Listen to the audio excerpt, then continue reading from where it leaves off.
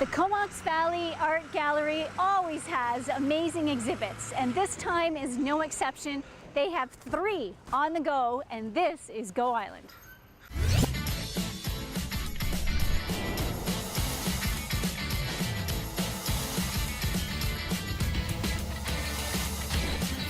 Go Island is brought to you by German Auto Import Network. I'm Mary Ruth Harris, and you're watching Go Island on Shaw TV's Channel 4. We are on location at the Comox Valley Art Gallery, where they have 3, count them, 3 exhibitions on right now, and all of them are very interesting and introspective and worth your while to come and see. Coming up in today's show, Dan Kahn, who's almost 40, he looks pretty good for 40, he's going to check in with an exercise specialist for exercises for those of the middle age. Then we are going to go to see some kids in theater in Port Alberni. We're going to do some cooking classes in Campbell River. But first, we're going to start right here in the Comox Valley with kids who are celebrating. Those kids have the right idea. We should all be celebrating way more often than we do. We will be right back.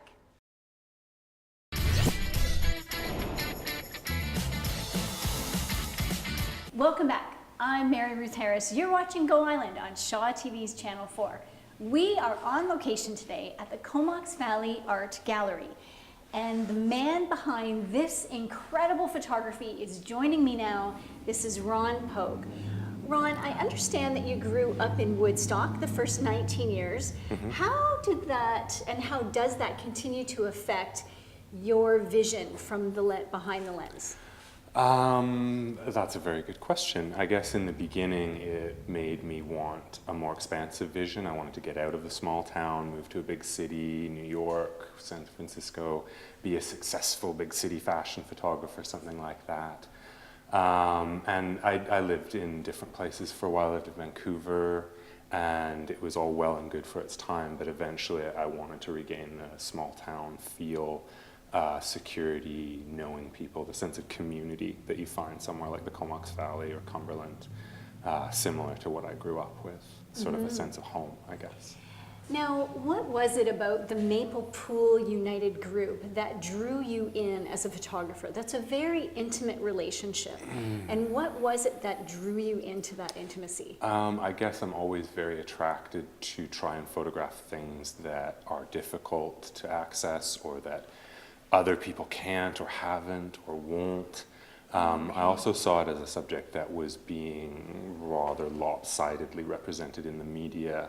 Maple Pool has received a lot of attention for the amount of money that the city has spent on legal fees persecuting them, not for any of the positive efforts that they're making to try and essentially be the only homeless shelter in the Comox Valley, right. And an outreach center for all homeless and disenfranchised people that are in transit through the area. Now, have you ever done action photography before? I mean, sports, this is a pretty big jump. I'm not a sports photographer, no. I mostly stick to things that stay still, landscapes, trees, mountains, people who are posing. So it was definitely out of my comfort zone. That's why I gravitated to simpler things like the peach and the water bottle in Chris's hand there. But I gotta say, the action shots turned out well. Yeah, everyone sort of was so welcoming of me that I was able to just kind of like sit in the corners and get really close to the people without bothering them too much. Okay. Which. Now that you've had a taste of action photography, are we going to see more of that in your work in the future? I hope so. I'd like to be able to cover anything that's important or necessary. I'd like to be able to expand myself technically to show what needs to be shown. Okay. And the candid shots, is that something that you enjoy doing, is the candid? Absolutely. That's the majority of what you'd find in my personal work is photos that I try and grab sort of around the edges when people are more paying attention to what they're doing than to what I'm doing. That's when I find the most sort of human communication comes through to the viewer. How long have you been working with the group? I first met the whole team last September. Okay. I've known Grant, the coach, for much longer than that, for many years now. Okay, so what would you say to the general public about Maple Pool in a very short sentence? Maple Pool is a really wonderful place because everyone who goes there is welcome. Awesome. Ron, thank you so much You're for your welcome. time. You Really, bet. really Thank you, appreciate Meg. the insight. Awesome. And now we are going to head up to Campbell River for some cooking classes. Have a look. Oh man, I am famished. Stories like that make it a whole lot worse. And I'm kind of jealous because I have 3/4 of a show to finish, but you get to go grab a snack. We will be right back.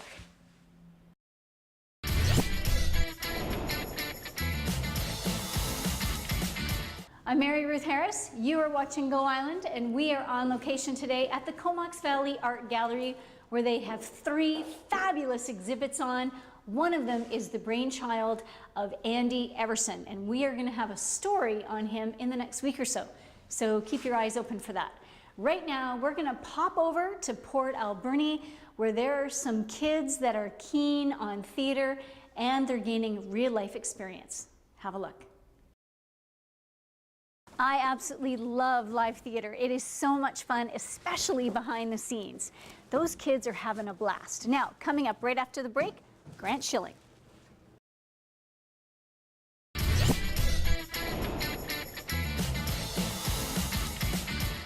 I'm Mary Ruth Harris. You're watching Go Island on Shaw TV's Channel 4. We're on location today at the Comox Valley Art Gallery. Earlier, we had a chance to talk to Ron Pogue, who shot the amazing photography of Maple Pool United. Joining me now is the founder of Maple Pool United, Grant Shilling. Grant, thank you for joining us today. My pleasure. If you could explain to us about Maple Pool United and how it came to be. Sure. Maple Pool United was a way of bringing healthier habits to a place and advocating for a place. I sort of liken it to the Harlem Globetrotters. It's taking pride in a place Exactly. and showing that good things come out of a place. Okay. And it was trying to attach people to healthier habits and create a social event and FUN fun. FUN fun. I like that. And now, how long have you been involved with them? I've been involved with them since the beginning. We started outside the soup kitchen about 4 years ago, but we've been at Maple Pool 3 years now. Okay, awesome. And what is it that inspired you to work with them at that level?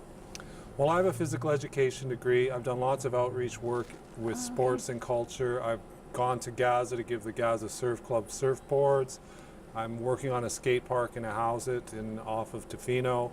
So I see sport and arts as a great way to work with outreach with any kind of challenged population. And what do you do for a living? What's your job? Well, I have two hats. I wore this one today. I like it. Thank you. I'm a writer, and I'm also an outreach worker for Dawn to Dawn Action on Homelessness Society. Okay. And where did the inspiration come for this art show that is behind us? Well, it's an outgrowth, in a sense, of the Maple Pool United and the other things I do. I think recreation and arts and culture are an important intrinsic part for all of us to self-actualize, to become more of who we are, to express who we are. So I had this idea. I have a great deal of faith in arts and a great deal of faith in people. But when you put art in what I would call the church and art gallery, I have a question. So I came up with a subversive answer, which is let's put a soup kitchen into the Comox Valley Art Gallery. And then I thought, let's take it a little bit further and create some milieu around that. Okay. And so that's where the arts workshops came in and the music workshops. And we had our first day yesterday. Okay. And I've been at the soup kitchen every day this week and working with the agencies, AIDS Vancouver Island, Mental Health and Addictions, to draw people into this. And the response was absolutely fantastic. We had to put a second table out, and it was very thrilling to do. Awesome. And where did the inspiration come from for you for some of the photography? And you've got some poetry and things involved with that as well. Well, this is actually, the Art After Dark is a piece I did, it's hard to believe, in 1990. An artist named Julie Duchesne called me and said, Mr. Schilling, which is what they called me at the time, you're a wordsmith. We have to do a piece with the words Art After Dark in it. And I was living a very free-range lifestyle. And I said, oh, that's easy, Julie. Art After Dark is finding a place to sleep. There you go. So we put it on this blanket. There is at the time in 1990, there was a big purchase by the National Art Gallery of a Barnett Newman piece for $1 million. It was called After the Fire. And it was basically looked like that. It had a stripe down the middle and people went crazy. So there's kind of a subtext to that. Right. Awesome. As far as the other photos go, that is based on, I mean, I kind of quote Marcel Duchamp, who's a gifted egghead and artist. Art is everything I see. So I was dealing with Greg, I'll call him because that's his name. Sure. Down at Maple Pool. His trailer burnt down. Okay. Dawn to Dawn has a trailer program, but they don't fall from the sky and we couldn't get as fast as we like. I told Greg I'd really like to put him in a trailer. He was somewhat reluctant and he moved into his Jaguar. Okay. And it's filled to the gills, as you can see with it. Yes. And he was there all winter. And it was very difficult for me as an outreach worker and a fellow human to have to see him living in those conditions. It was a very cold winter. It was very. So I decided to document how he was living, and I wrote a poem about it. Okay. Yeah. Well, and what's the event that's like, there's some events around this. This so event's called But Enough Art Eat. Okay. And the line is actually Bertolt Brecht, who's the father of street theater, which I guess is a bit what we're creating. And I wanted to create what I call a street social. Okay. So that's what we're doing here. It's Dawn to Dawn, myself. I'm the only Dawn to Dawn employee, so I am Dawn to Dawn. Hi. Okay. Yeah. And so today we have a writing workshop, we have a drawing workshop, we have, instead of just a soup kitchen, it's a cooking demonstration showing people how to make healthy food on a low budget. Today we have Corey Frank, Comox First Nations, doing fresh seafood for people and serving it up. Awesome. Yeah. Well, that's great. Good luck with all of it. Thank you. Really great efforts, really. Thank you. Yeah, appreciate your interest. Yeah. Thanks for the time. Yeah. All right, and now Dan Kahn, who is nearing 40, looks to an exercise specialist for some advice about what he should do. Have a look. Dan, always on the ropes. Now you, give me 10. We'll be right back.